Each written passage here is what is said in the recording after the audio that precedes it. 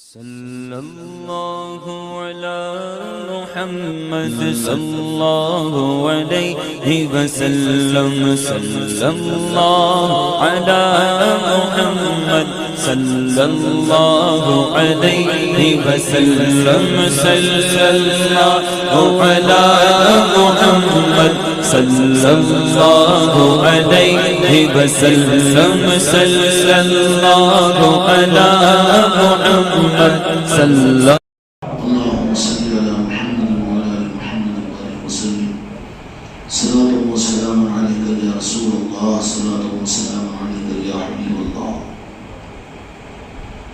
محترم بزرگوں دوستوں میرے بھائیوں وابستگان خانقاہ محمدی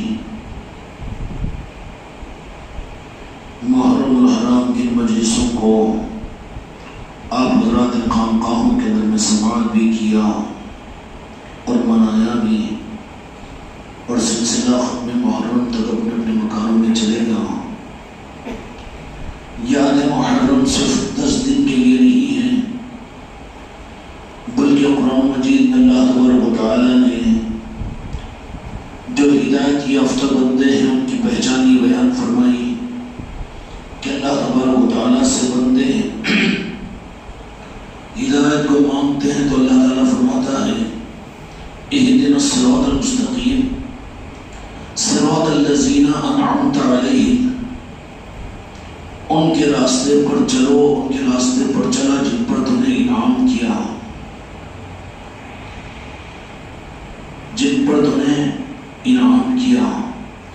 اب انعام کن پر ہوا اس کی تفصیل میدان کربلا میں مل جائے گی کہ یزید کی نیت اپنی حکومت کی تھی، تخت و تاج کی تھی، اپنے نام و نمود کی تھی۔ یہ انعام اس کو نہیں ملا بلکہ خدا کی نظر سے وہ ذلیل ہوا۔ بالمقابل یزید نے امام حسین علیہ السلام کو شہید کر کے وہ یہ سمجھ لیا کہ انعام نہیں ملا بلکہ وہ شہید ہو گئے، لیکن میدان کربلا نے پیغام دیا کہ وہ شہید ہو کر رب کے انعام یافتہ بندوں میں داخل ہو گئے۔ اور کیسا انعام ملا کہ یزید کے تخت و تاج اور حکومتوں کے باوجود اور میدان کربلا میں اپنی شقاوت اور بدبختی کے اظہار کے باوجود مولا حسین علیہ السلام کو ظاہر میں شہید کرنے کے باوجود صرف 3 سال کے عرصے میں دنیا میں بھی وہ اس کے نام کو مٹا دیا گیا اور نہ مراد ہو گیا، نہ یزید رہا، نہ یزید کا نام رہا، نہ اس کی حکومت رہی، نہ تخت و تاج رہا، نہ مراد ہو گیا۔ اگر باقی ہے تو نام مولا حسین کا ہے، اور پھر نام باقی نہیں ہے بلکہ ان کا نظام بھی باقی ہے، ان کا کام بھی باقی ہے۔ یہ اللہ تبارک و تعالیٰ کے وہ انعام یافتہ بندے ہیں۔ میدان کربلا نے یہ بتا دیا کہ ظاہری فتح انسان جن کو سمجھتے ہیں وہ فتح، وہ انعام نہیں ہے بلکہ وہ ان کے لیے ان کے گلوں کی کل بنتی ہے، ان کے گلوں کی ہڈی بنتی ہے۔ بالمقابل اس کے ظاہر میں بچوں کو شہید بھی ہو جائے اور ظاہری طور پر وہ جامِ شہادت بھی نوش کر دے، لیکن انعام یافتہ بندے وہ ہوتے ہیں کہ پھر وہ اپنے مقصد میں کامیاب ہوتے ہیں۔ کامیابی اور نام اور انعام، وہ انعام کیا ہے جو وقتی طور پر ملے۔ آپ کے ہاتھ میں کسی نے 10 کروڑ روپے دے دیے ہیں، کہا کہ 10 کروڑ ہے، یہ ہماری طرف سے انعام ہے، اس کے بعد فوراً وہ کہے کہ میں نے تم کو دیا، تم نے لیا، لاؤ میرے واپس۔ انعام کو انعام نہیں ہے وہ، بلکہ ذلت ہوگی، رسوائی ہوگی، ناکامی اور نامرادی ہوگی۔ اسی طریقے سے وقتی طور پر دنیا میں کسی کو تخت و تاج کا مل جانا اور کسی کو اپنے اقتدار کی کرسیوں کا مل جانا، کسی کو اپنے نام کا دنیا میں روشن ہوتا ہوا، اپنے حالات کو بنتا ہوا دکھ جانا، یہ اللہ کا انعام نہیں ہوتا۔ اللہ کا انعام تو وہ ہے کہ اس کا انعام جب اللہ کی طرف سے ملتا ہے تو وہ کبھی ختم نہیں ہوتا، اور وہ انعام ان کے پاس میں باقی رہتا ہے۔ یزید کو اقتدار کی وجہ سے جس کو وہ انعام سمجھا تھا، لیکن 6 مہینے نہیں گزرے تھے کہ یزید کا وہ انعام اس کے ہاتھوں سے چھین لیا گیا۔ حکومت بھی اس کے ہاتھ سے گئی، تخت و تاج اس سے چھین لیا گیا، اور اتنا دنیا میں ذلیل اور اتنا رسوا ہوا کہ کوئی دوسرے نہیں بلکہ اس کا سگا بیٹا خود آ کر اس یزید کو اور یزیدیوں کو ان کے انجام تک پہنچایا، اور قیامت تک رہنے والے انسانوں کو یہ بتا دیا کہ اے امت محمدیہ، تم اپنی زندگی میں دھوکہ مت کھاؤ، تمہاری نگاہیں کبھی حکومت کی طرف میں، کبھی دنیا کی رونقوں کی طرف میں، دنیا کی کامیابیوں کی طرف میں اور دنیا کے نام و نمود کی طرف میں نہیں ہونا چاہیے۔ یہ دنیا کا اجالا ہے جو رات کے آنے پر اندھیرے میں بدل جائے گا، لیکن انعام والے تو وہ ہوں گے جو دن میں جیسے چمکیں گے تو وہ رات میں بھی ویسی چمکیں گے، زندگی کے اندر میں جیسے ہی وہ معصمت اور عزت ہوں گے، وہ ان کے دنیا سے جانے کے بعد بھی ان کا نام دنیا میں روشن ہوگا۔ میدان کربلا نے اس انعام یافتہ نظام کو انسانوں کے سامنے رکھ دیا، اور اس لیے انعمت علیہم والے راستے کو اگر سمجھنا ہو تو میدان کربلا کو ہمارا حسین علیہ السلام کو سمجھنا پڑے گا۔ آیت تو اس وقت میرے آقا پر نازل ہوئی کہ جس وقت میدان کربلا کو دنیا میں ظہور پذیر ہونے کے لیے ابھی تو 60 سال سے کم و بیش سال باقی تھے، لیکن یہ انعام یافتہ والے نظام کی آیت کو اللہ تعالیٰ نے قرآن مجید میں نازل فرمایا، انعم اللہ من النبیین والصدیقین والشہداء والصالحین وحسن اولئک رفیقا، کہ انعام یافتہ میرے بندے جو ہیں وہ انبیاء، شہداء، صالحین ہیں۔ تو وہ شہداء اسلام کی تاریخ میں تو بے شمار شہداء ہیں، لیکن ایسی شہادت کا انعام جو مولانا حسین کو اللہ تبارک و تعالیٰ نے عطا فرمایا، اور جس کو قرآن مجید کے اندر بالاہتمام والشہداء والصالحین فرمایا، یہ بھی کوئی تدبیر اور ترتیب ہے قرآن مجید کی۔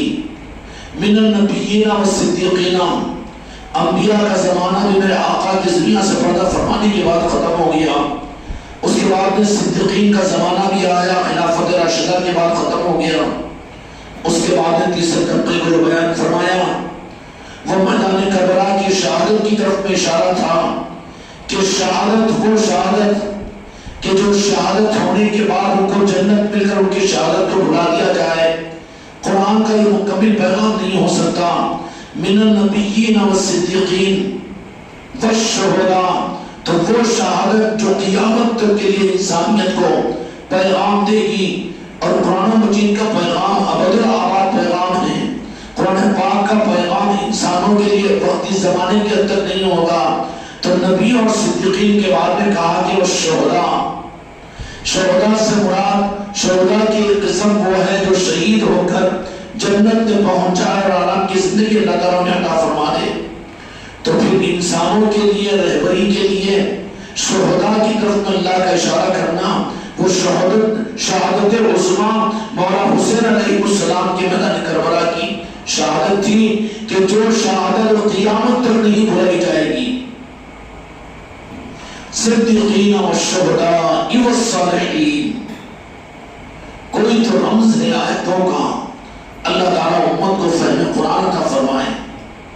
نبیوں کے ساتھ میں صدیقین کو جوڑ دیا، فرمایا کہ شہداء والصالحین، وہ شہادت جو میدان کربلا میں 72 کی پیش آئے گی۔ بتائیے اسلام کی تاریخ میں کن کی شہادتوں کا اہتمام ہوتا ہے؟ شہادتیں تو بے شمار ہے اسلام کی تاریخ میں۔ سید الشہداء سیدنا حضرت حمزہ رضی اللہ عنہ کی شہادت ہے، اور احد اور بدر والوں کی شہادتیں ہیں، بے شمار صحابہ کرام کی شہادتیں ہیں، اسلام کی تاریخ میں لاکھوں شہادتیں ہیں، لیکن اللہ نے جو خاص طور پر فرمایا کہ شہداء والصالحین، ایک رب ہے شہداء اور صالحین میں۔ اب قرآن پاک کی آیت سمجھ میں آئے گی کہ شہادت میدان کربلا میں مولا حسین علیہ السلام کی پیش آئی، تو وہاں سے جو درخت پھوٹا اور درخت لگا وہ صالحین اور اولیاء کا، کربلا کی شہادت وہ شہادت 72 کی شہادت، وہ شہادت ایسی شہادت ہے جو قیامت تک بھلائی نہیں جائے گی، اور اس کو انسانیت کے لیے اور امت کے لیے خدا قیامت تک نمونہ بنائے گا۔ سیدنا عمر فاروق رضی اللہ عنہ بھی شہید ہوئے، عثمان غنی رضی اللہ عنہ بھی شہید ہوئے، مولا علی مشکل کشا علیہ السلام بھی شہید ہوئے۔ اسلام کی تاریخ میں بے شمار شہید ہے، لیکن سب کی شہادتیں امت وقتی طور پر یاد کرے گی، لیکن امت نے جس شہادت کو یاد رکھا اور اپنی نسلوں کو یاد رکھوایا نہیں، بلکہ رب نے جس شہادت کو دنیا میں زندہ کیا اور زندہ رکھا ہے وہ شہادت حسین ہے، میدان کربلا کی شہادتیں ہیں۔ کیوں کہ یہ انعام کا بیج میدان کربلا میں 72 کی شہادت کے ذریعے سے کربلا کی زمین پر لگا، تو رب نے فرما دیا کہ اس بیج کے ذریعے سے اب صالحین وجود میں آئیں گے۔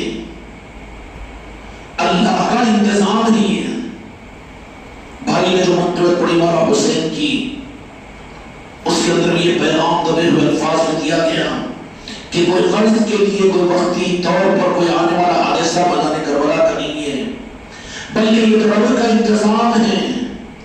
72 کو مدینے کی عصمت کے ماحول سے نکالا، مکہ المکرمہ کو پہنچایا، اور وہاں سے حج کے زمانے کے اندر میں نکلوا کر پھر میدان کربلا میں 4 تاریخ کو پہنچایا، اور پہنچانے کے بعد میں جس ذوق و شوق کے ساتھ میدان کربلا کو مولا حسین علیہ السلام نے اس زمین کو دیکھ کر خوف اور طائف میں نہیں آئے، بلکہ مولا حسین علیہ السلام نے مثال دوں گا تاکہ سمجھ میں آ جائے، جیسے کھیتی کا کرنے والا اگر بارش ہو جائے یا موسم برسات شروع ہو رہا ہو تو وہ موسم برسات سے پہلے اپنی زمین پر فصل کے اگانے کے لیے جیسے اپنے کھیت میں جائے گا نادر کر کے لیے، اور بڑی حسرت کے ساتھ میں نگاہ ڈالے گا کہ یہ آج جو بنجر اور ویران ہے، میں اس پر محنت کروں گا تو کل کو یہ کھیتی اور لاکھ ہزار کی کھیتی بنے گی، اور اس کھیتی سے میری نسلوں کے انتظام ہوں گے،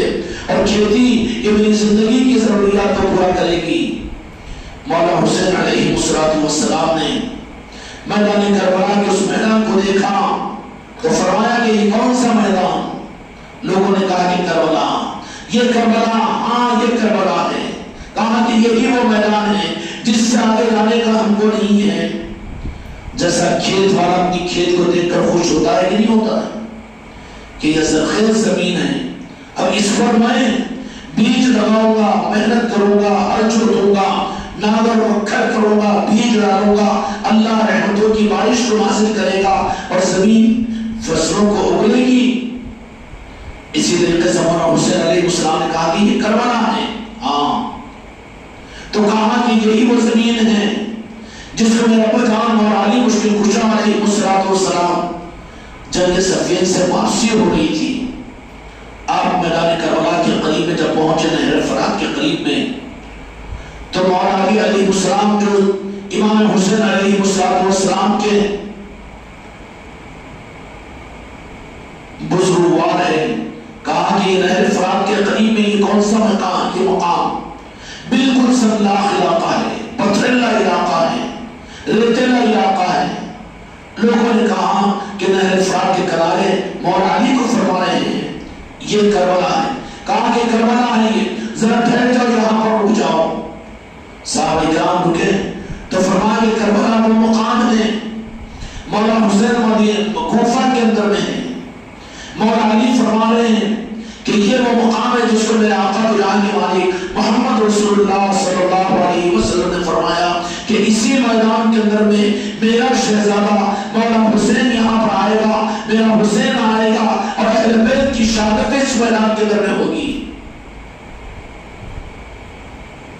اللہ کی طرف سے منتخب کیا گیا تھا، کائے کے لیے، اس لیے کہ قرآن کی صورت میں خدا نے 3 پارے دیے، لیکن ساتھ میں اہل بیت کی محبت کا حکم دیا کہ اللہ تبارک و تعالیٰ کی طرف سے جہاں قرآن دیا گیا وہیں پر اہل بیت کی محبت اور پروردگار پاک کی محبت۔ قرآن کے 30 پارے الف لام سے لے کر الف لام میم سے لے کر والناس تک انبیاء کا تذکرہ ہوگا کہ نہیں ہوگا؟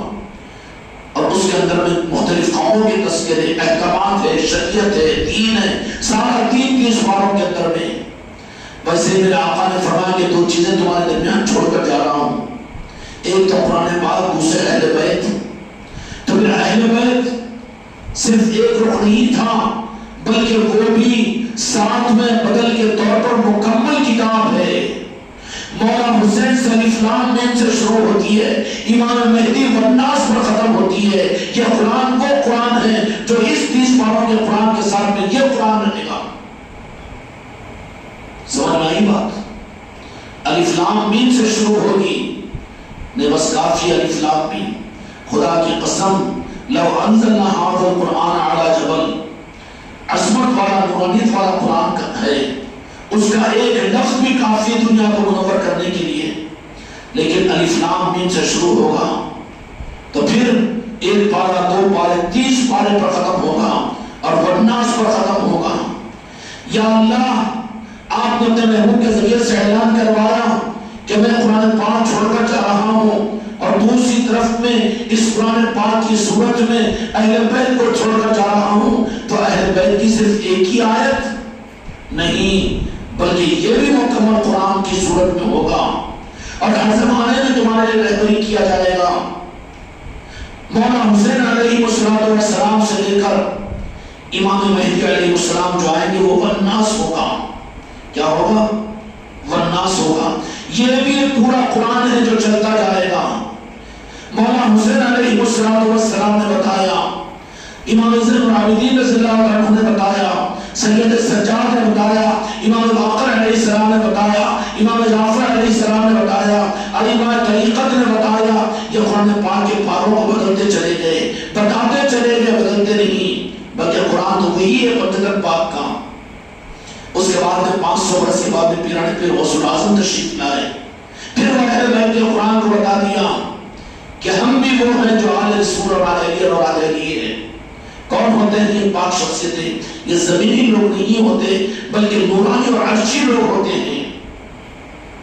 غریب نواز تشریف لائے اور کہا کہ ہمارے آقا نانا جان نے جو قرآن کے ساتھ اہل بیت کو رکھا ہے، ہم بھی ایک پارہ بن کے تمہارے درمیان میں ہیں، رہبری حاصل کرو۔ اس زمانے کی حقیقت تم کو سمجھنا ہو تو ہم کو سمجھو تو تم قرآن کو سمجھ سکو گے۔ حقیقت میں قرآن کی تفسیر اہل بیت ہے۔ کیا ہے؟ اہل بیت ہے۔ جن کو یہ بات سمجھ میں نہ آئے قرآن ان کو ہدایت نہیں دے گا، وہ ہدایت گمراہیت اور فرقوں کو بنائے گا، مسلک اور جماعتوں کو بنائے گا۔ قرآن کی اصلی تفسیر تو اہل بیت ہے، اور اسی وقت میں ختم نہیں ہوئی، بلکہ وہ قرآن کا یہ تسلسل، ایک بولتا قرآن قرآن پاک کی صورت میں، اور ایک اہل بیت کی محبت اور عطرت میرے مصطفیٰ کی جو شروع ہوئی ہے میدان کربلا سے، پہلا صفحہ کھولا گیا۔ الف لام میم کیا ہے؟ کچھ نہیں مانگو۔ مولا حسین کون ہے؟ کوئی جان سکا آج تک؟ کوئی ترازو میں رکھ سکتا ہے خدا کی قسم؟ مولا حسین کیا ہے؟ بس رب کی بارگاہ میں کہو کہ مولا حسین کیا ہے، مولا تو جانے، یا اگر جانے تو میرے مصطفیٰ جانے، وہ میرے مصطفیٰ جانے۔ جیسے الف لام میم شروع ہوتا ہے تو وہاں اقرار کرتا ہے کہ کچھ نہیں جانتے واللہ عالم رسول، ایسے ہی مولا حسین کی ذات کیا ہے کوئی جان نہیں سکتا۔ شروعات وہاں سے اہل بیت کے قرآن کی ہوئی ہے، اور وہ قرآن پہ ہوتے ہوتے ہوتے ہوتے ہر زمانے میں اس قرآن کو رہبری کرنا ہے۔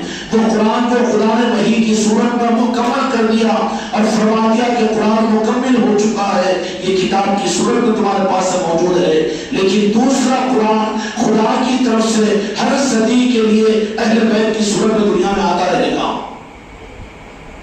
وہ قرآن کو ہاتھ میں رکھنے کے باوجود ایمان سے لوگ ہٹ رہے تھے، یزید اسلام سے ہٹ رہے تھے، تو پھر کہو نا امام حسین علیہ السلام کی صورت میں قرآن آ کر حقیقی قرآن کیا ہے یہ بتایا، اور جنہوں نے امام حسین علیہ السلام والے قرآن کو اختیار کیا، حقیقی قرآن والے یہی رہے، ہدایت یافتہ یہ رہے، بالمقابل اس کے جو قرآن کے 30 پاروں کو قرآن سمجھے، اعمال ہے، دین ہے، شریعت ہے، سب کچھ ہے زندگیوں کے پاس میں، لیکن حسینی قرآن والا وہ صفحہ ان کو نہیں ملا، تو وہ قرآن ان کے لیے ہدایت کا باعث نہیں بنا۔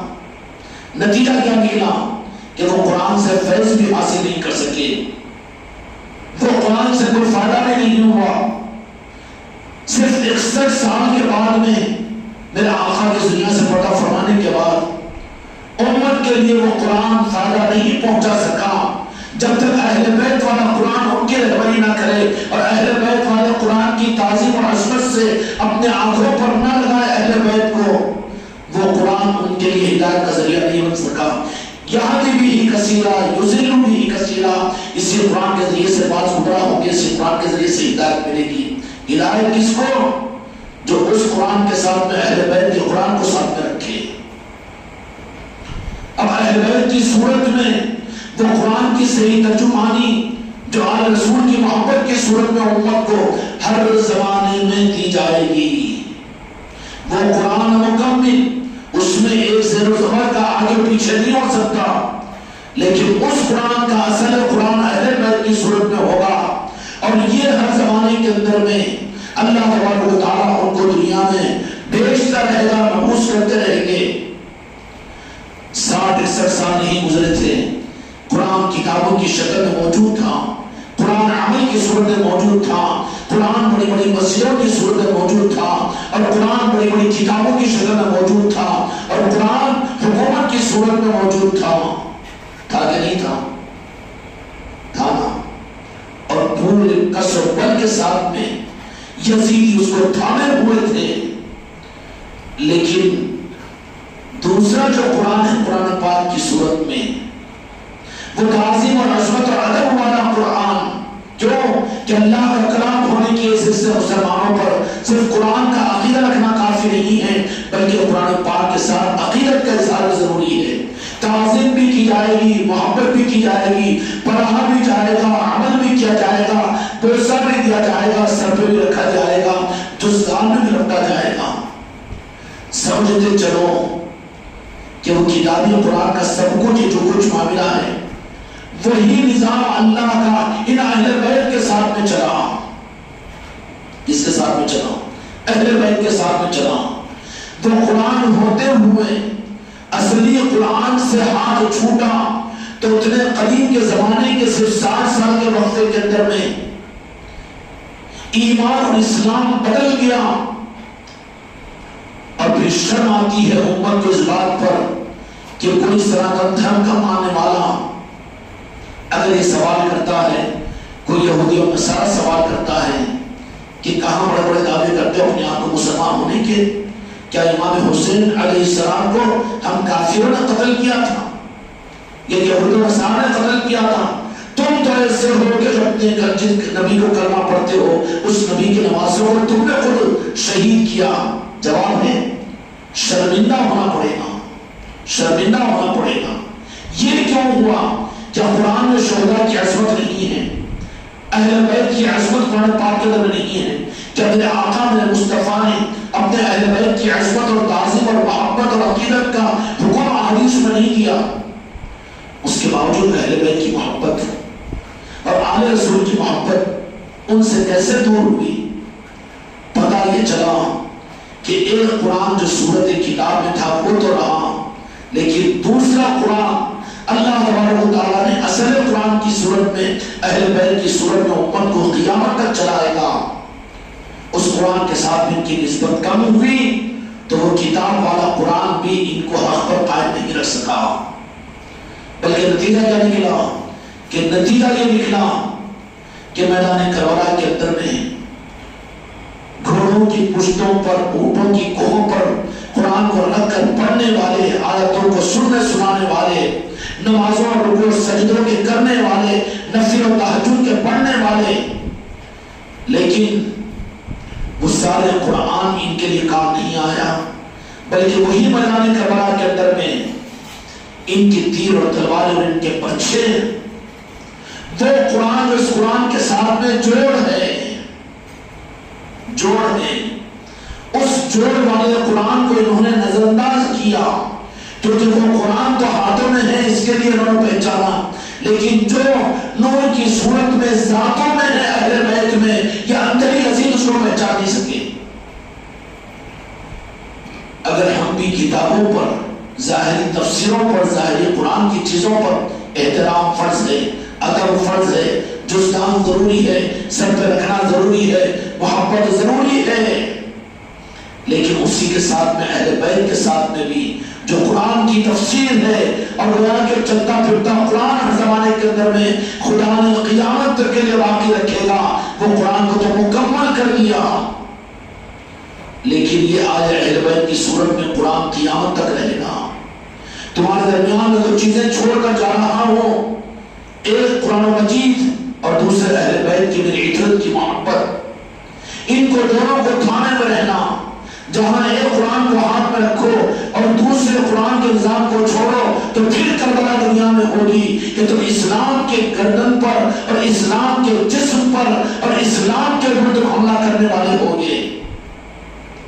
یزیدیت دنیا میں قیامت تک چلتی رہے گی، اور یہ یزیدیت کی پہچان اور یزیدیت کا جرم صرف یہ کہ وہ ظاہری قرآن کا احترام بھی کرنے والے، پڑھنے والے، عمل کرنے والے، علم حاصل کرنے والے، حکومت چلانے والے، لیکن روحانی قرآن جو اہل بیت کے اندر رہتا ہے، جو ہر ایک کو نظر نہیں آتا، دکھنے والی چیز کا احترام کیا جائے، اور جن کے وجودوں میں قرآن ہے، قرآن کی تفسیر ہے، ان سے یہ کر جائے تو جب بھی یہ معاملہ ہوگا امت کے لیے، امت میں فتنے پیدا ہوں گے اور یہ یزیدیت ہی وجود میں آئے گی، وہ حق کے اوپر تلوار چلائیں گے، حق کو باطل کہیں گے، حق کو دنیا سے ختم کریں گے۔ اس لیے میرے آقا نے فرما دیا، جس کا مفہوم یہ ہے، حدیث پاک ہے کہ میری امت کے علماء ہی سے دین دنیا میں آگے بڑھے گا، اور میری امت کے ظاہری علماء ہی سے دین کو اثر نقصان پہنچے گا۔ کیوں پہنچے گا؟ کہ ان کے ہاتھوں میں یہ ظاہری قرآن ہے، اس کی تعظیم کرو، اس پر عمل کرو، لیکن باطنی قرآن جو ہے، باطنی قرآن جو دنیا کے مالک میرے آقا نے باطنی قرآن کا امین ہاتھ میں ہاتھ پکڑ کر مولا علی کو بتایا تھا کہ اب یہ ہے تمہارے ہاتھوں میں، میرے ہاتھ میں میرے علی کا ہاتھ ہے، میں نے ان کو ظاہر کیا، اور قیامت تک آنے والی امت جو مجھ کو اپنا مولا مانتی ہے اب علی کو اپنا مولا مانے۔ میں نے 30 باروں کی رہبری کر کے اب دنیا سے ظاہری طور پر پردہ ہو رہا ہوں، قرآن میں تم کو دے چکا ہوں، لیکن ایک وہ روحانی نظام کا قرآن کا نظام ہے جو علی کے حوالے ہے۔ اے قیامت تک آنے والی میری امت، علی کو اپنا مولا مان کر ان سے بھیک مانگو، اور ان کی چوکھٹے پر جھکو، اور ان سے دین مانگو، ان سے قرآن کا حق مانگو۔ اور امت نے جب مولا علی کے اس روحانی قرآن کی قدر کی تو پھر ان کو اس قرآن کے ذریعے سے ہدایت بھی ملی اور اللہ بھی ان سے راضی ہوا۔ لیکن جنہوں نے ظاہری قرآن کو لے لیا، ہم قاری، ہم حافظ، ہم عالم، ہم محدث، ہم مفسر، ان خدمتوں کو بے شک یہ دین کی خدمتیں ہیں، لیکن میرے بھائی، من النبیین والصدیقین والشہداء والصالحین، اب وہ جو قرآن چلے گا 30 پاروں کی صورت میں، اب مولا علی کے ذریعے سے دنیا کے مالک نے مولا علی کو کہا کہ قیامت تک اب دین کو، میری امت کو علی تمہیں سنبھالنا ہے، اور سنبھالنے کے لیے قرآن پاک میں نے دے دیا ہے امت کو۔ اب دوسرا قرآن رہبری کے لیے اب تمہارا نظام چلے گا، شہدائی و صالحین۔ تیار کرو اپنے شہزادے کو، اور تیار کرو اہل بیت کی اپنی عورتوں کو، کیوں کہ میدان کربلا میں جا کر وہ پھر شہید ہو کر وہاں سے صالحین کے نظام کو دنیا میں چلانا ہے۔ مولا علی مشکل کشا علیہ السلام جنگ صفین سے گزر رہے ہیں تو وہاں پر فرمایا کہ یہ میدان کربلا، ارے یہ وہ مقام ہے کہ جہاں پر چند سالوں کے بعد میں میرا لاڈلا حسین آئے گا، اور میری اہل بیت کی عورتیں یہاں پر آئے گی، اور یہاں پر میرے اہل بیت اور میرے جگر گوش یہاں پر آئیں گے اور اس میدان کربلا کے اندر میں شہید ہوں گے. شہید ہوں گے کیا ہے؟ شہید ہونا وہ بیج لگنا ہے. بیج لگیں گے. تمثیل عرض کر رہا ہوں، کھیتی والے سمجھ جائیں گے نا، برسات کے موسم سے پہلے کھیت میں جا کر خوش ہوتا ہے کہ زمین کو ڈالیں گے، بکھریں گے، بیج ڈالیں گے. اب یہ تو خشکی نظر آ رہی ہے، لیکن ایک وقت ایسا آئے گا کہ اس پر فصلیں لگے گی، دیکھ کر خوش ہوگا. قرآن مجید میں اللہ تبارک و تعالیٰ فرماتا ہے کہ کھیتی کرنے والے اپنی کھیتی کی پھلوں کے زمانے کو دیکھ کر وہ خوش ہوتے ہیں، بڑی امیدیں وابستہ ہوتی ہیں ان کی. خوش ہوتا ہے یہ کہ اب تو اس وقت یہ میدان ہے، لیکن ایک وقت وہ آئے گا کہ یہاں پر آل رسول کی شہادتوں کے ذریعے سے ولایت کی کھیتی میدان کربلا سے اٹھے گی. کیوں؟ شہداء و صالحین، انبیاء کے واقعات میں صدیقین فرمایا. معاملہ یہاں پر یہ پارٹ کا ختم ہو گیا. اب اس کے بعد فرمایا کہ شہداء و صالحین انعم اللہ من النبیین والصدیقین والشہداء والصالحین. شہید شہادت میں وہ شہادت جو انعام کا سب سے بڑا انعام ہے رب العالمین کا. روئے زمین پر اول سے لے کر آخر تک جس عظمت اور جس شان والی شہادت، جو انعام والی شہادت ہے رب العالمین کی، وہ مولا حسین علیہ السلام کے اہل کربلا کی شہادتیں. ایسی شہادت کہ جن شہادتوں کو اللہ تبارک و تعالیٰ نے امت کے لیے نہیں، انسانیت کے لیے انعام بنا دیا. انعام کیسے؟ اس لیے کہ ان شہادتوں کے ذریعے سے صالحین کی کھیتی امت کو ملی ہے. اسی کربلا کے ذریعے سے نظام بنا دنیا میں چلا ہے. وہیں پر اسی کربلا کے ذریعے سے، اچھا اس کربلا سے ولایت کیسے چلے گی؟ اس لیے اولیاء کی تیاریاں جو ہوتی ہیں نا، ان کے لیے یونیورسٹی اور ان کے لیے درس، ان کے لیے عبرت، ان کے لیے یاد، ان کے لیے تذکرے اور ان کے لیے منانا اور اہتمام کرنا ہر اولیاء کی تاریخ میں ہے کہ ولی بنا ہی وہ ہے جو اپنی پوری زندگی میں کربلا کو نظروں کے سامنے رکھے. وہ ولی نہیں جو علی والا نہ ہو. جو علی والا ہے وہی ولی بنے گا. محدث الگ ہے، علماء الگ ہے، مفتیان کرام یہ خدمت گزار ہے، قابل قدر ہے، لیکن ولایت یہ کربلا کی کھیتی ہے. کربلا کی کھیتی ہے. مولانا حسین علیہ السلام نے میدان کربلا میں جیسے ہی پہنچ کر دیکھا، جائزہ لیا پورا. لوگوں نے کہا کہ کربلا، کہا کہ ہاں یہی مسجد ہے. پوری تیاری کی وہاں پر اور پورے جاہ و جلال کے ساتھ میں اور پورے حالات کو سامنے محسوس کرتے ہوئے. مولا حسین کیا واقف نہ ہو، مدینے والے واقف ہیں، لیکن کس رغبت اور خوشی کے ساتھ میں بھائی نے منقبت میں وہ اچھا جملہ پڑھا کہ جو مسئلہ شہادت کو، شبیر کی شہادت کو نہ جانے، ماتم سے کوئی فائدہ نہیں. ماتم نہیں لیکن امت کے لیے یاد ضرور ہے، ہر گھر میں یاد ہو. سوچیں ہم ماتم کے منکر ہیں مگر یاد کا انکار کیوں؟ کہ ہم بھی یزیدی ہیں. ہمارے گھروں میں یاد حسین کیوں نہیں؟ ہماری اولادوں میں یاد حسین کیوں نہیں؟ ہماری مسجدوں میں یاد حسین کیوں نہیں؟ ہمارے گھرانوں میں یاد حسین کیوں نہیں؟ یاد حسین کے منکر تو یزیدی ہوں گے.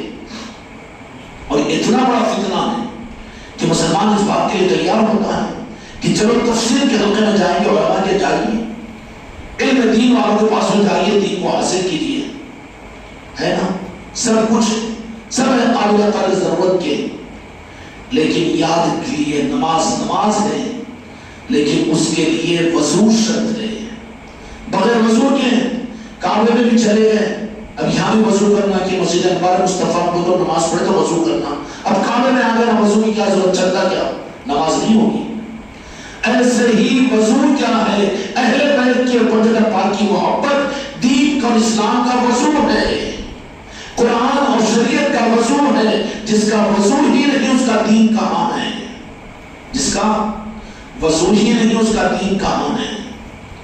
وضو کی صورت کے اندر میں اہل بیت کی محبت ہے، اور وضو کے بغیر تم نے بنا دیا نمازی، تم نے بنا دیا دیندار، تم نے بنا دیا زکات دینے والا اور صافے باندھنے والا اور دین کے نظاموں کو لے کر چلنے والا.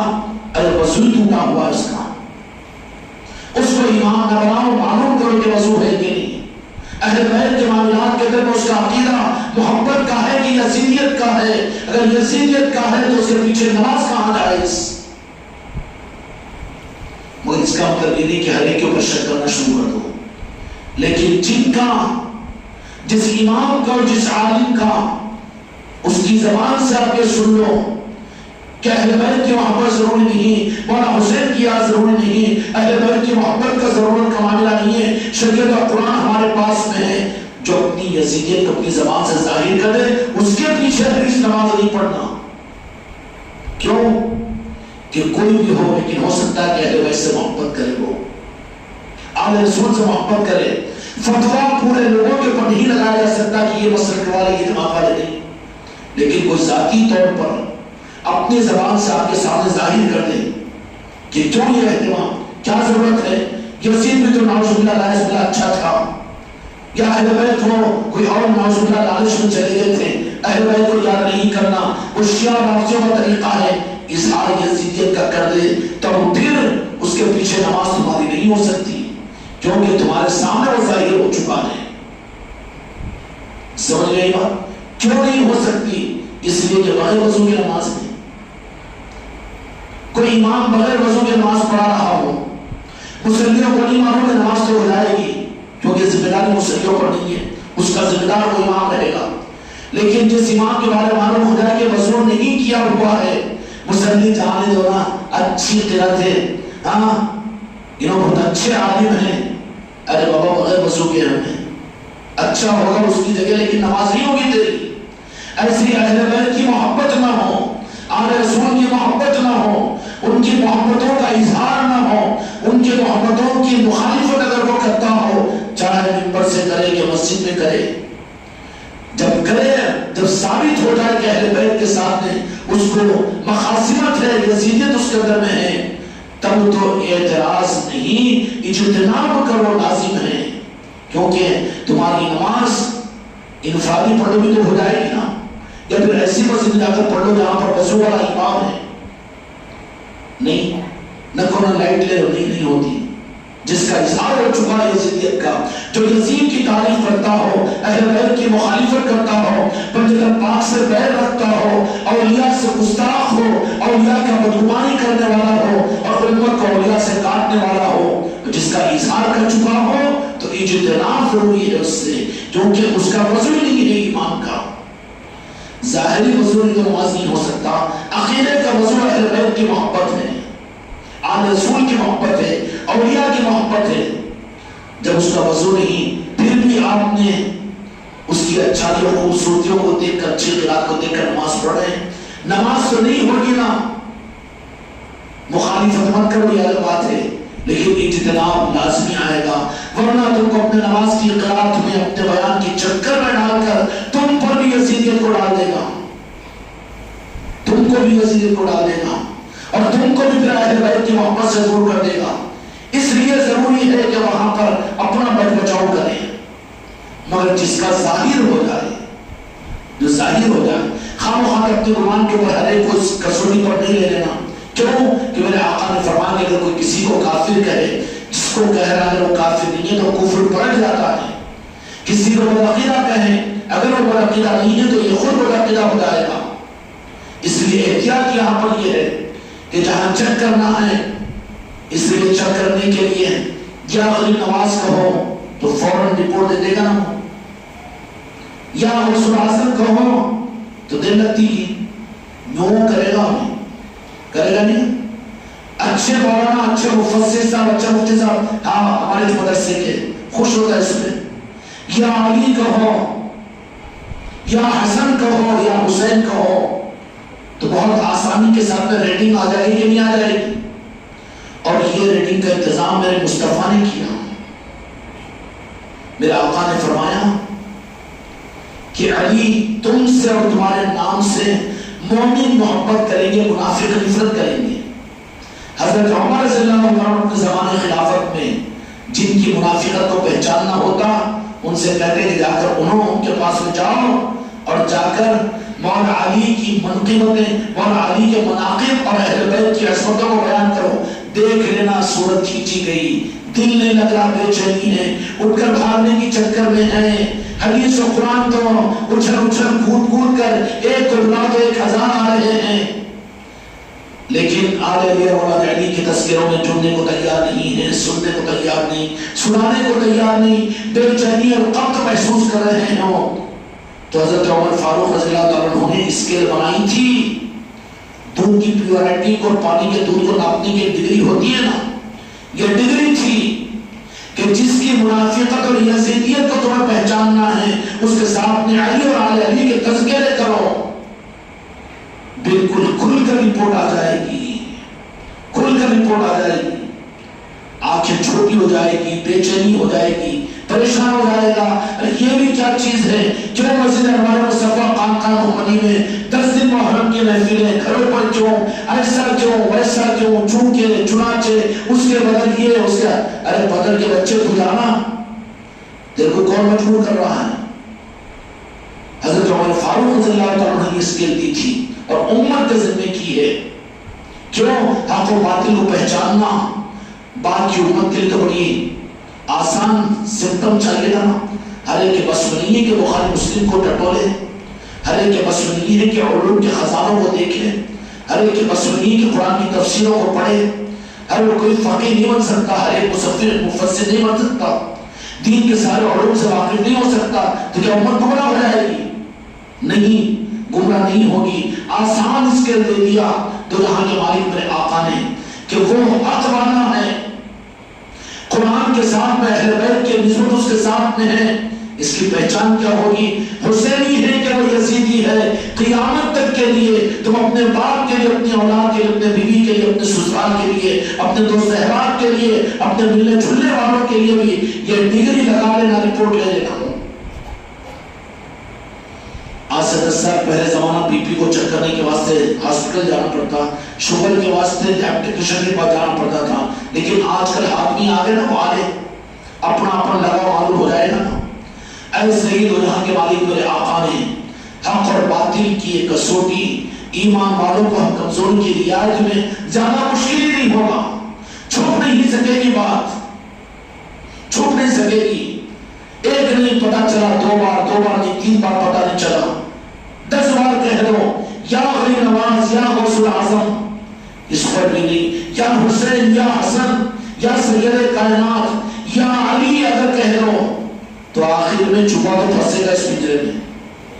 ارے نوشیہ کی رابطی ہے، ارے بابا تو چھپا ہے، شیر نہیں ہے، اپنے شیر سمجھاتی ہے، لیکن ہے تو چھپا، تو بلی کی خوراک ہے، علی شیر ہے، قیامت تک کے لیے شیر ہے، چھپے کو سے کیا مناسبت؟ شیر چھپے نہیں کھاتا، بلی کی خوراک ہوتی ہے چھپے، لیکن علی اور علی کا نام بتا دے گا کہ کون مومن ہے کون منافق ہے۔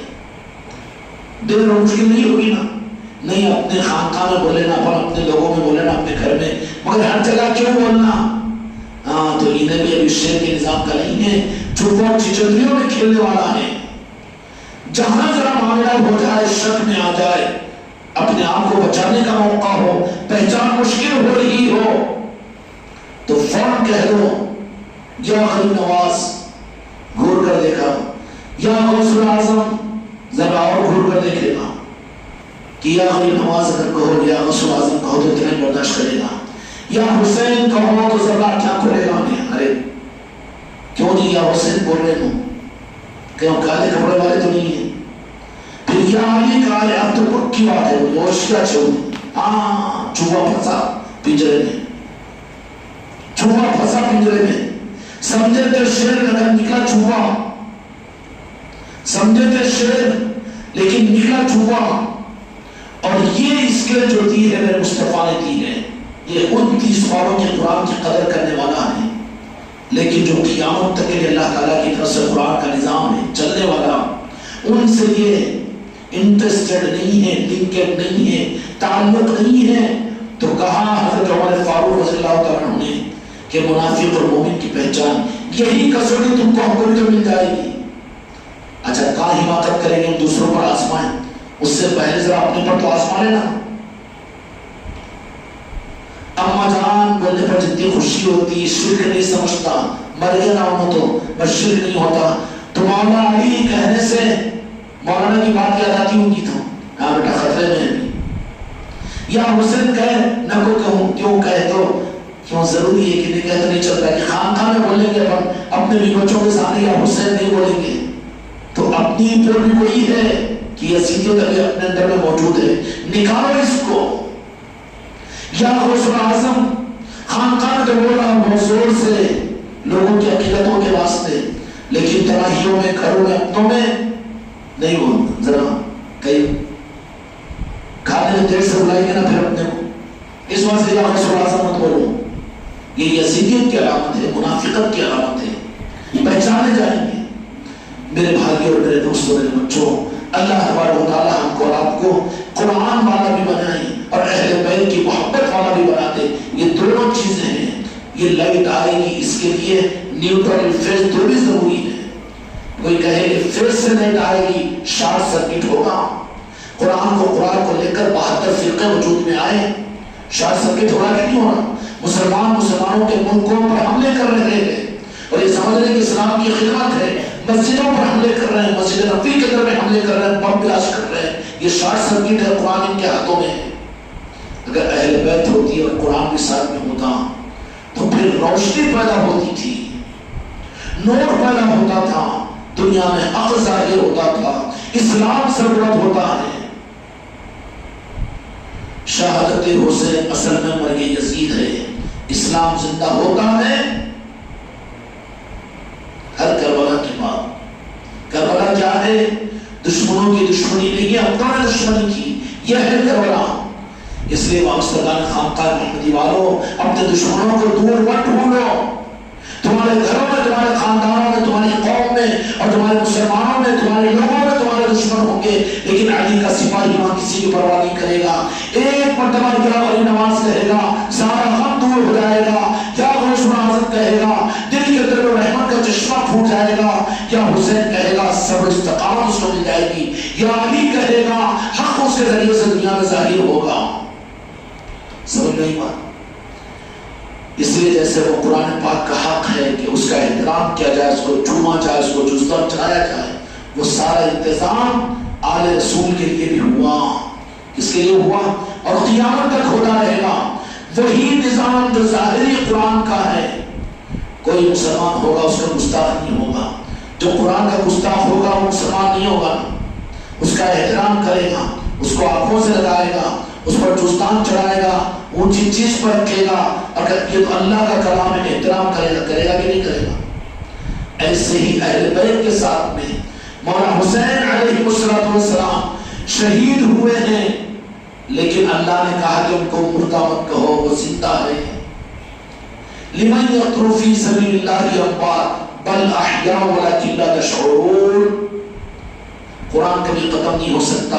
اسی لیے شہید کربلا امام حسین کو بھی اللہ نے زندہ رکھا ہے امت کو رہبری دینے کے لیے. خدا کی قسم ہے مولا حسین ختم نہیں ہوئے، بلکہ آج بھی وہ زندہ ہے.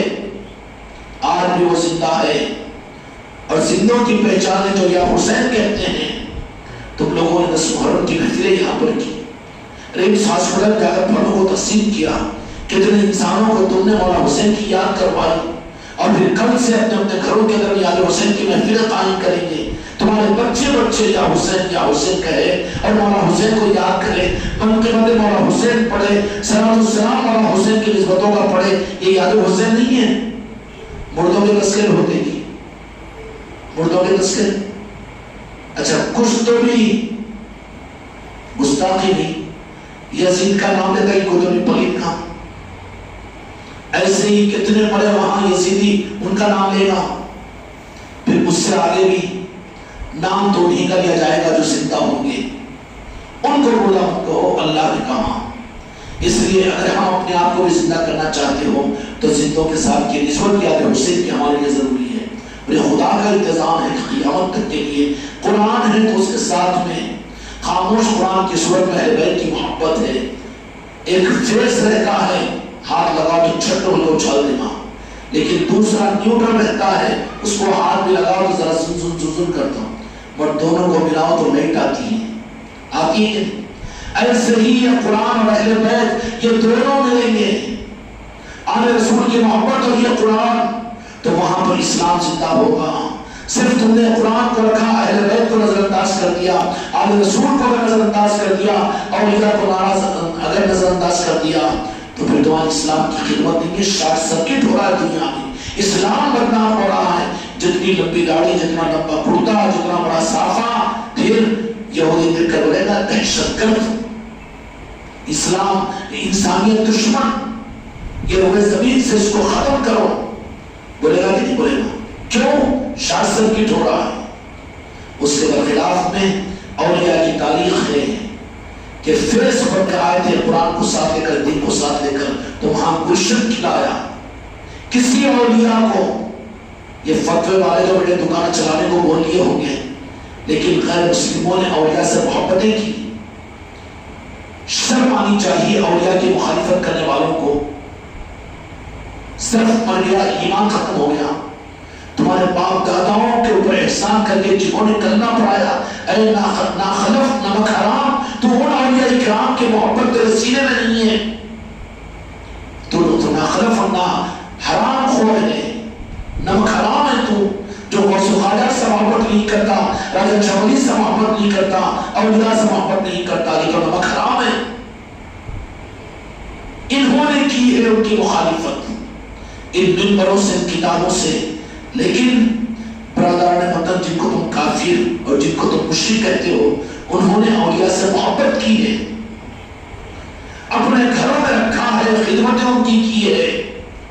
سرزمین ہندوستان کے اوپر غریب نواز جب جلوہ افروز ہوئے، ان کی مدد کرنے والے کوئی مسلک اور جماعت والے تھے، کوئی سنی اور رضوی اور تبلیغی اور دیوبندی اور بریلوی تھے، وہاں پر جو تھے وہ برادران وطن تھے، انہوں نے خدمت کی، اپنے پلکوں کو بچھایا، اپنے آپ کو جانثار بنایا، اور ان کے قدموں میں اپنے آپ کو، اپنی آل اولاد کو اور اپنی جاگیروں کو ڈال دیا۔ اولیاء سے محبت تو انسانیت کرتی ہے، اس لیے ان کو پھل بھی ملتا ہے اس کا۔ اور یہ ٹنڈو اور پنجو خان گھمنڈ اور حماقت میں آ کر ملکوں کے نشے میں، مال اور علم کے نشے میں اولیاء کرام کے اوپر نشانے لگاتا ہے، فتوے دیتا ہے، اولیاء کرام کی برائیوں کو کرنا، ان سے امت کو کاٹنے کی کوشش کرتا ہے۔ یہ یزیدیت کی پہچان ہے۔ اس لیے میرے دوستوں نے بچوں، دونوں چیزیں ہمارے رب کے لیے ضروری ہیں۔ مجبوری نہیں تھی امام حسین علیہ السلام کی۔ میدان کربلا کیا ہے؟ میدان کربلا من الشاہدین، من النبیین والصدیقین والشہداء والصالحین، شہادت کے نور کو مولا حسین کے میدان کربلا میں گرا کر ولایت کی کھیتی کربلا میں کروائی۔ کیا کروائی؟ ولایت کی کھیتی۔ اس لیے خواجہ خواجگان بھی کربلا کو پہنچے ہیں، غوث الاعظم بھی کربلا کو پہنچے ہیں۔ اچھے لوگ پہنچتے ہیں، ابھی نے بدبختوں کو شیعہ ہوتا پا نہیں۔ اچھا، جو ظاہر میں پہنچنے کا اختیار وہ پہنچے، لیکن کوئی صحیح عقیدہ مسلمان کربلا کو نہیں بھلا سکتا، اور جو اس کو بھلانے کی کوشش کرے، یاد نہیں کرنا، محفلیں نہیں کرنا، مجلس نہیں کرنا، کربلا کا اہتمام نہیں کرنا، وہ نہیں کرنا، یہ نہیں کرنا، تو سمجھنا کہ جا کیا سکے گا، بلکہ دل سے بھلا دیا گیا۔ پھر اس کی پہچان دوسرے گروہ کے اندر میں ہوگی، یزیدیت کا مرض اس کے اندر میں ہوگا، اس کی پہچان ہوگی۔ اس لیے میرے بچوں، اپنے گھروں کو یزیدیت سے پاک کرنے کے لیے اس کا علاج، آخری اسکیل کیا ہے؟ اپنی آل اولاد کے سامنے تقاضا رکھو کہ یاد حسین کی محفل اپنے گھر میں بھی لنگر حسین آپ کریں گے۔ ہو رہا ہے تو سمجھنا کہ اللہ کا احسان اور شکر ادا کرو، 2 رکعت صلاۃ و شکرانے ادا کرو کہ یا اللہ اہل بیت کی محبت میرے خاندان میں، میرے بھی بچوں نے تو نے رکھا ہے۔ لیکن ایک تو اللہ کہے کہیں وہ، اور دوسرا مسلح کہے نہیں ہوتا نہیں چلتا کہ ارے بابا تم ہی جا کے خان کرے سو ہو گئے مکئی ہوئی یہاں پر، تو سمجھنا کہ یزیدیوں کو پاڑ رہے تم۔ اللہ اس رسول کے سامنے کیا بتاؤ گے؟ میدان قیامت کے اندر میں یزیدیوں کو باندھ کر ڈالا جائے گا، من تشبہ بقوم فہو منہ، کہ جو جس کی مشابہت میں زندگی گزارا اسی کے ساتھ اس کا اشر ہوگا۔ تم چاہتے ہو کہ تمہاری بیوی یزیدیوں کے ساتھ جہنم میں جائے؟ تمہاری اولاد کو ہاتھ پیر باندھ کر جہنمیوں میں یزیدیوں کے ساتھ بھیجے؟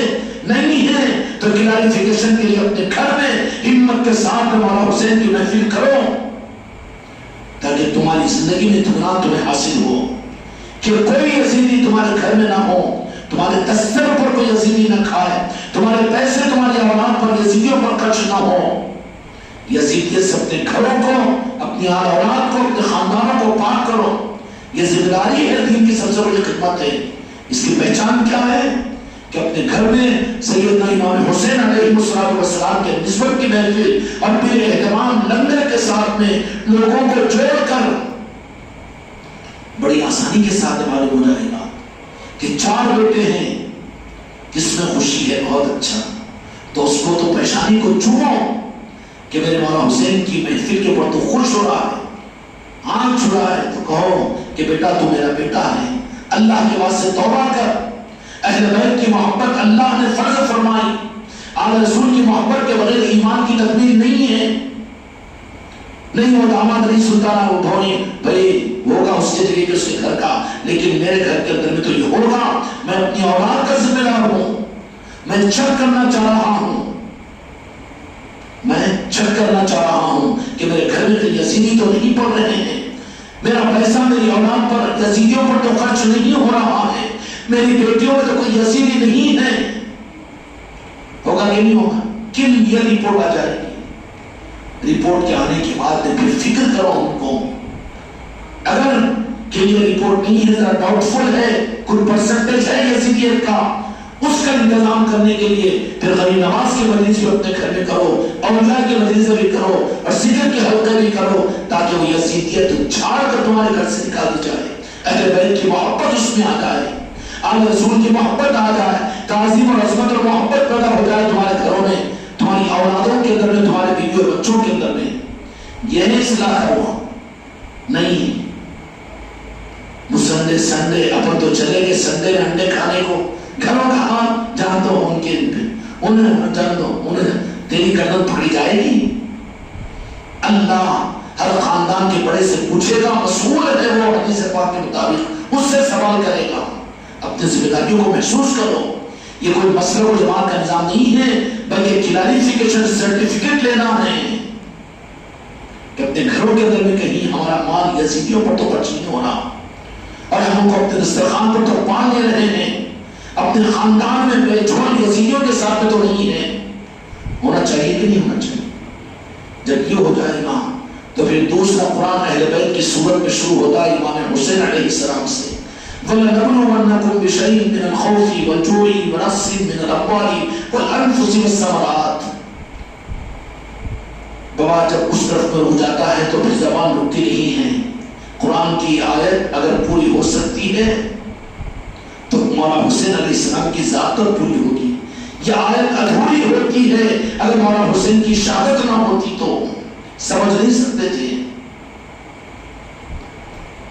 اور اس کے بعد پھر شہادت ہوئی، شہادت میدان کربلا کی شہادت نہیں بلکہ وہ تو کھیتی تھی ولایت کی۔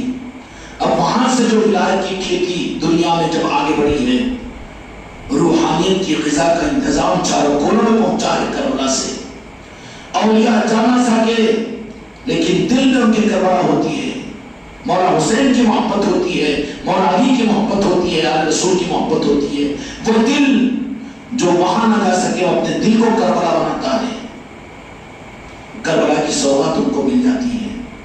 پھر یہ جو ولایت کا نظام امت کی رہبری کے اللہ تبارک تعالیٰ نے قرآن کے ساتھ رکھا، پھر یہ اس قابل ہے کہ رب کا نظام ہے کہ قرآن کی حفاظت، نحن نزلناہ وَإِنَّا لَهُ لَحَافِظُونَ، ہم اس کی حفاظت کریں گے قرآن پاک کے ساتھ۔ ویسے ہی اہل بیت آل رسول، ان کی عظمتیں، ان کی عقیدتیں اللہ کا نظام غیبی ہوتا ہے جو دنیا میں قیامت تک باقی رکھا جائے گا۔ تم کتنی تقریریں، کتنی جماعتیں بناؤ، کتنی کتابیں لکھ لو، کتنا لوگوں کو روک لو، لیکن سعید اور نیک بخت لوگ تمہارے روکنے سے نہیں رکیں گے، اولیاء کی چوکھٹوں پر جائیں گے، اس لیے کہ نیک اور سعید لوگ ہیں وہ جنتی لوگ ہیں جو جنت کی ہواؤں کی طرف میں جائیں گے۔ اس لیے اولیاء کے چوکھٹوں پہ، بعض اولیاء کے پاس میں جنتی دروازہ بھی ہوتا کہ نہیں ہوتا؟ اجمیر شریف میں بھی ہے، بابا فرید کے پاس بھی ہے یہ نہیں جنتی دروازہ؟ جنتی کہاں جائیں گے؟ جنتیوں کی طرف میں جائیں گے، ان سے ان کے بلڈ گروپ کی مناسبت ہوتی ہے، دل لگتا ہے اولیاء کے تذکروں کو، اولیاء سے محبت میں، ان کے بارگاہوں میں جانے سے۔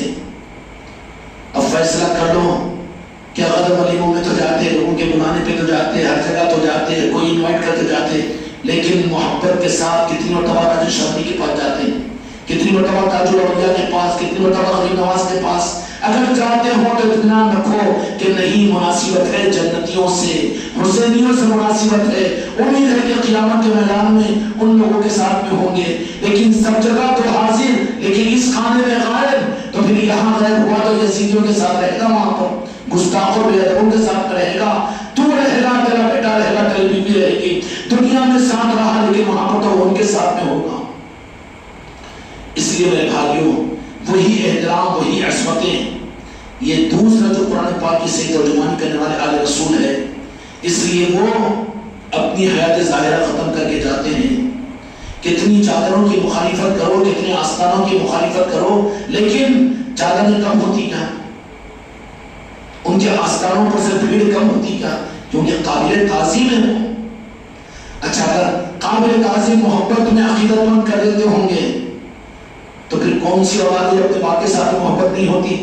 تو ہر آدمی کے باپ کا بھی تو بڑا آستانہ بن کر چادر پڑھنا چاہیے تھا نا، نہیں پڑھتا نا، چاہ بھی تو نہیں کر سکتا۔ اگر زبردستی بنانے کی بھی کوشش کرانا، اگر وہ بدبخت ہے تو آ کر بکر کھینچ کے اس کی خبر کو برابر کر دیتے، نہیں نا۔ لیکن جہاں پر چادر ہے، جہاں اولیاء کے آستانے ہیں، وہ قابل تعظیم ہے رب کی طرف سے، چادر وہیں پیش ہوگی، خوشبو وہیں پر ہوگا، پھول وہیں پر چڑھیں گے۔ دیکھ، حسد کر کے برباد اور عقیدے کو خراب مت کر، بلکہ محبت کر کے فیض حاصل کر۔ سمجھ میں آگی؟ کیونکہ قابل احترام ہے۔ 10 کتابیں کتب خانے کی الماری میں آپ نے رکھا، پوری کتابیں ویسی ہیں، اور آپ نے کہا کہ قرآن پاک لے کر آؤں۔ اب پورا 1 گھنٹہ ہوگا، 2 گھنٹے ٹٹولا ادھر بھی نہیں، بھئی کیوں اتنی دیر ہو گئی؟ تو نے کہ ادھر نہیں ہوگی، ادھر دیکھ، ادھر دیکھ کے فوراً لے کر آیا، ادھر بھی کتابیں بھری ہوئی، بھئی مانا 2 گھنٹے برباد کر دیا وقت، لیکن یہاں پر 1 منٹ میں لے کر، اس واسطے کہ قرآن پاک کو جزدان لٹا ہوا تھا۔ اولیاء کے آستانوں کو نعوذ باللہ عن قبر مت کہو، کئی کو جانا شرک ہے بلکہ بدبخت مت کرے۔ وہ تو خدا کا خود نظام ہے کہ اس پر خلاف رکھتا ہوا رہتا ہے، احترام کرو کہ اللہ کے دوست ہیں، ورنہ ہر خبر پر ہونا تھا نا جی خلاف، ہر خبر پر ہونا تھا نا پھول و چادر، نہیں ہوتی نا۔ اب عادل آباد میں کتنے علماء نہیں ہیں، اور کتنے اچھے لوگ قبرستان میں کھڑے ہوئے نہیں ہیں، تمہارے میرے باپ دادا بھی نہیں ہیں، مگر ہے کہ چادر و خلاف کے تو بھی 2 چادر نظر آتا نا، اور سب سے زیادہ تو وہی نظر آتا نا۔ میں نہ ان کو کوئی دیکھا، نہ ان کے خاندان کا، نہ کوئی جدی بزرگ، اور نہ کوئی خاندان والا، لیکن یہ بے خاندان والا بھی جا کر وہاں چادر چڑھاتا ہے، احترام کرتا ہے۔ کیوں؟ کہ اللہ نے ان کو عظمت عطا فرمائی۔ جن کو اللہ عظمت دے تو بھی تعظیم کر کے اللہ کی رضا کو حاصل کر، مخالفت کر کے یزیدی مت بن، گستاخ مت بن۔ اس لیے وہ قابل تعظیم ہوتے ہیں، احترام کیا جاتا ہے۔ اور قرآن کا احترام کون کرے گا؟ تو بھی رکھے نریندر مودی احترام کرے، کئی کرے گا؟ تو جا کے دیا تو اٹھا کر پھینک دے گا، نعوذ باللہ ہو۔ کئی سمجھ، ہم دین کی دعوت پہنچا رہے ہیں، قرآن لے جا کر کافر کو دے رہے ہیں، پاگل کے بچے اولے اہل کو دے قرآن کو، بس اسلام کی دعوت پہنچا رہا ہے، لے آ کے قرآن ریڈی میڈ، تو خود نہیں پڑھتا وہ قرآن کو، تیری زندگی خود اس قرآن کے مطابق نہیں ہے، نہیں اسلام کا حق ہم ادا کر رہے ہیں، ہم اسلام کی تبلیغ کر رہے ہیں، قرآن کو لے جا کر غیر مسلم کو دے رہے ہیں، کیا کرے گا بعد میں؟